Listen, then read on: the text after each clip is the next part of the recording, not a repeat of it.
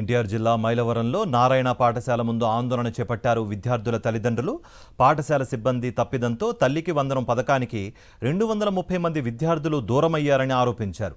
సమస్య పరిష్కరించుకుంటే పాఠశాల ముందు ధర్నాకు దిగుతామంటూ హెచ్చరించారు విద్యార్థుల తల్లిదండ్రులు. నా పేరు రమ్య.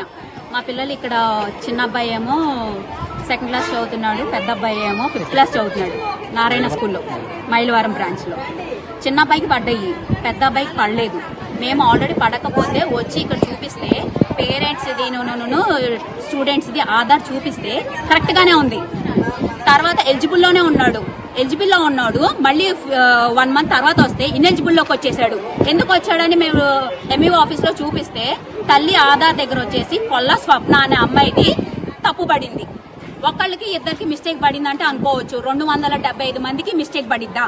ఇక్కడికి వచ్చి అడిగితే 2 రోజులు చూడమన్నారు. సార్ మీ మాట మీద ప్రిన్సిపల్ లేరు, ఉంటే మేము కొట్టేవాళ్ళమే.